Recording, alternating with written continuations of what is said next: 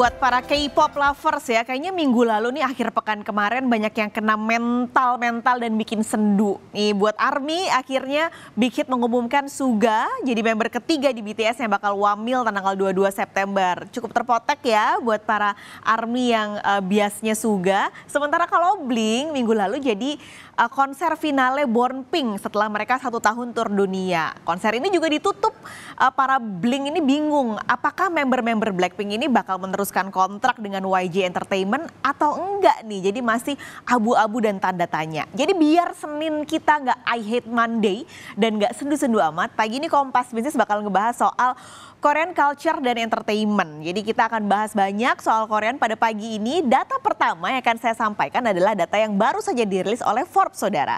Jadi Forbes merilis ranking selebriti Korea Selatan yang mencatat pendapatan tertinggi di 3 kuartal 2023 di YouTube, saudara. Jadi ini adalah pendapatan dari Januari sampai sekitar Agustus September dan Blackpink menduduki posisi pertama dengan raihan 16,2 miliar won. Meskipun sebenarnya Blackpink tahun ini tidak merilis lagu terbaru sama sekali, tapi pendapatan ini terbantu dengan konser Born Pink yang digelar sejak tahun lalu.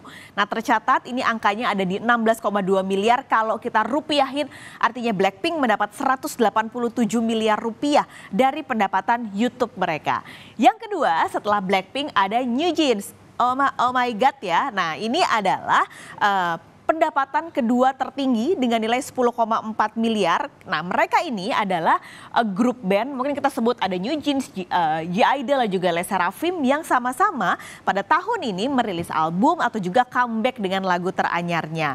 Dari New Jeans, mereka berhasil mengumpulkan 10,4 miliar won, artinya ada angka 120 miliar rupiah dari YouTube. Lalu G-Idol sekitar kalau dirupiahin mencapai 92 miliar rupiah, sementara Le Sserafim kalau kita rupiahin dengan angka 5,8 miliar won, mereka mendapatkan pendapatan dari YouTube sebesar 67 miliar rupiah. Nah, posisi kelima ada Bangtan TV nih, saudara. Jadi meskipun Bangtan ini atau BTS yang lebih dikenal membernya sudah 2 wamil, tapi pendapatan YouTube mereka terdongkrak dengan member-member yang tahun ini mulai membanjiri pasar dengan single-single mereka, dengan rilis-rilis album mereka, sehingga Bangtan TV mendapatkan pendapatan dari YouTube sekitar 63 miliar rupiah.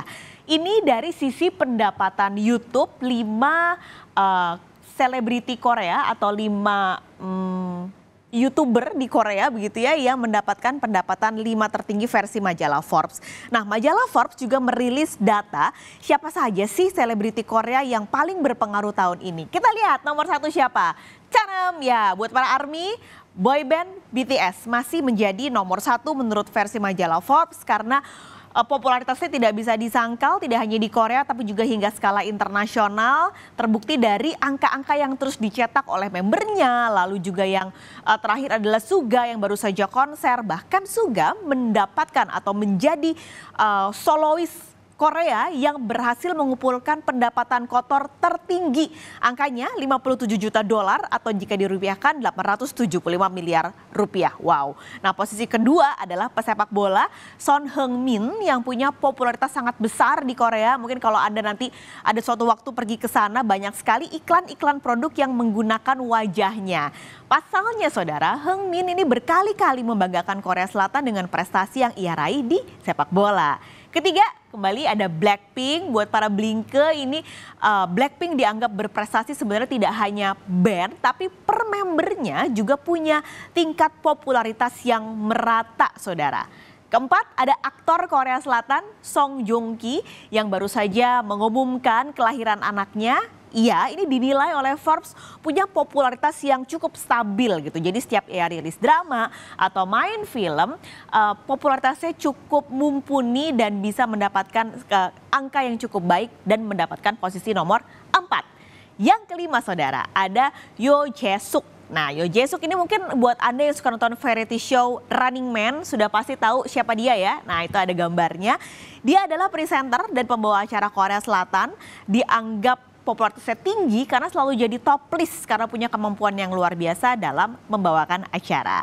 Oke, Anda sudah lihat nih beberapa data yang dirilis oleh Forbes. Sekarang saya akan berikan analisa data yang sempat dilakukan oleh Daiwa Capital Markets. Siapa tahu Anda tertarik untuk membeli saham-saham agensi Korea. Jadi nggak hanya mengeluarkan uang untuk beli merch aja ya, tapi siapa tahu mau nabung lewat beli investasi di saham agensi musik Korea. Kami ambil saudara, 4 agensi musik besar di Korea Selatan. Ada YG, HYBE, SM dan juga JYP.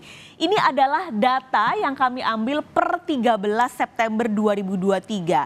Angkanya ada ini dalam bentuk won. Saya coba rupiahin ya, jadi Anda bisa punya gambaran harus mengeluarkan uang berapa kalau mau beli. YG kalau kita rupiahin angkanya di Rp890.000. HYBE angkanya di 2,8 juta rupiah, sementara SM ini sahamnya harganya 1,5 juta rupiah dan JYP harga sahamnya adalah 1,2 juta rupiah saudara. Tapi ini dari 13 September, sementara yang teranyar kemarin YG ini sempat anjlok di hari Jumat ketika penutupan, bahkan anjloknya 9% setelah muncul rumor kalau salah satu membernya yaitu Lisa enggan berperpanjang kontrak dengan YG. Akhirnya sahamnya anjlok ke menurun 9%. Nah, jadi udah ada gambaran ya harganya. Kira-kira kalau Anda mau beli yang mana nih? Masih murah atau mahal sih?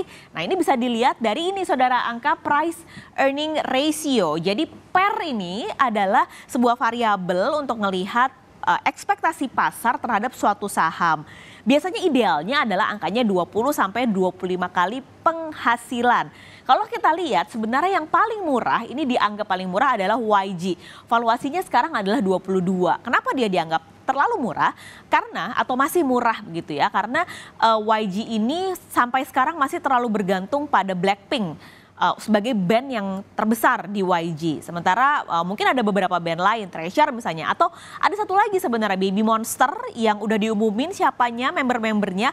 Tapi sampai sekarang nggak debut-debut. Itu dari YG. Sementara HYBE dianggap yang paling mahal karena PER-nya ini bahkan sampai 38,8 kali. Kenapa dianggap paling mahal? Karena HYBE ini masih punya BTS yang meskipun sudah mau wamil nih ada 3 membernya. Tapi member-member lainnya masih tetap memiliki karir dan juga mengeluarkan dan merilis album dan juga lagu.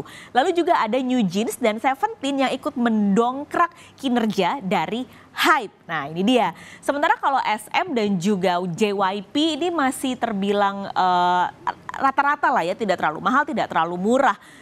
Untuk SM dan juga JYP. Kalau Anda lihat juga bisa melihat pertumbuhan pendapatan atau estimasinya di tahun 2023 yang tampaknya paling melesat adalah JYP 66,3%. Tapi ini sebenarnya salah satunya adalah karena di tahun 2022 pendapatannya JYP ini anjlok sehingga karena basisnya rendah di tahun 2023 dia akan meningkat cukup tinggi pertumbuhannya sampai 66,3%. Sementara ini masih didukung oleh konser dari Blackpink yaitu Born Pink dan HYBE SM rata-rata di angka 24 sampai 25%. Jadi jangan lupa lihat valuasinya mahal atau murah dan tentu siapkan uangnya ya saudara karena nggak murah untuk beli saham agensi musik di Korea Selatan.